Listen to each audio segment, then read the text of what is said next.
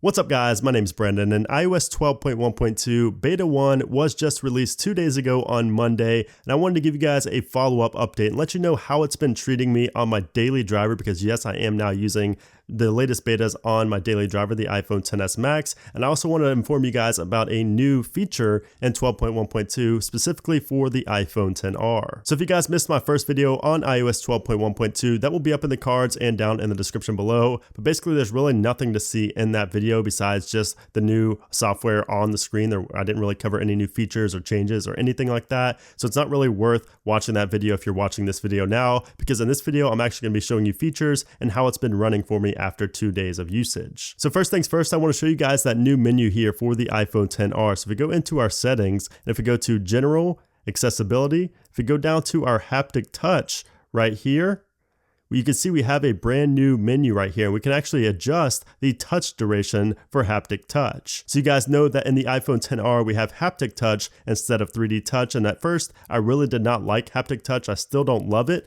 but Apple is continuing to improve on Haptic Touch and really make it better. They're really expanding just the overall usage of Haptic Touch throughout iOS, which I really like, because they're not forgetting about, non-3D Touch users. They're really starting to build on Haptic Touch, which is great to see, especially if you do have an iPhone XR. So you can see right here, we have touch duration, fast and slow. It says adjust the time it takes to activate Haptic Touch. And then we have a really nice little animation down here where you can test the Haptic Touch. So you can see for fast, you tap and hold, and it pretty much instantly enables it. So when it turns white, that means it's enabled.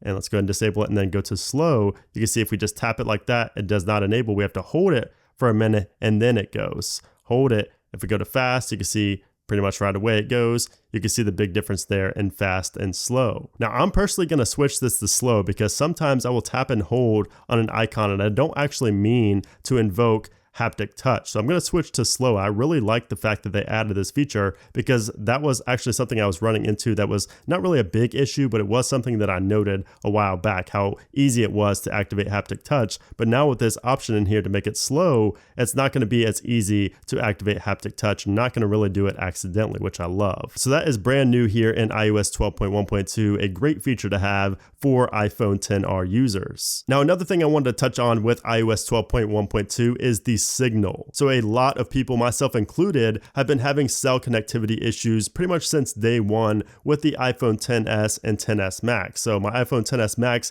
did have issues even on 12.1.1. Certain versions would make it better, certain versions would make it worse. But I will say, after using this for 2 days, I will say that my signal strength has actually improved on my iPhone XS Max with 12.1.2. Now, of course, there's no way of testing this. I can't actually, run a test and show you if it's better or not.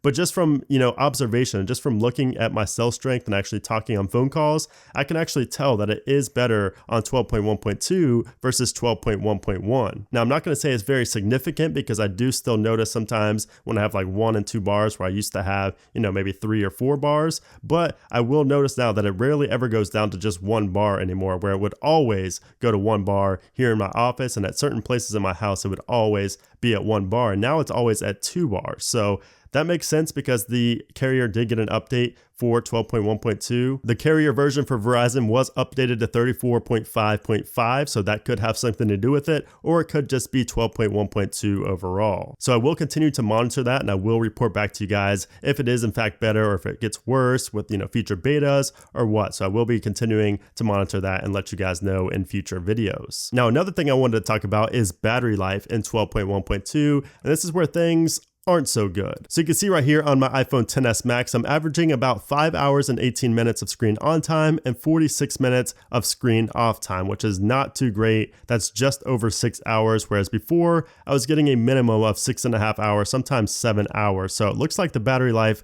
on iOS 12.1.2, at least the first beta, is in fact worse than 12.1.1. I didn't expect this at all from 12.1.2. I figured it'd be the same, if not better, but it's looking like it is worse. Again, this is only after 2 days, so things could change, and I will continue to monitor this as well and tell you guys and bring you guys updates in future videos. But for now, it looks like the battery life is worse on 12.1.2 versus 12.1.1. Now, as far as performance goes, I will say that 12.1.2 feels exactly the same as 12.1.1. I've seen a lot of people saying that things are snappier here, animations are faster, but I feel like a lot of times that is just the placebo effect. It feels the exact same as 12.1.1 to me. Again, on my daily driver, the iPhone XS Max, I do have my iPhone XR running 12.1.2 as well, but I'm not using it daily all throughout the day like I am my XS Max, where it's more noticeable. Now, another bug that was affecting a lot of people that has been fixed in 12.1.2 beta 1 is the screen flicker issue on the iPhone XS and XS Max. And this would basically happen on the brightness slider. When you would basically,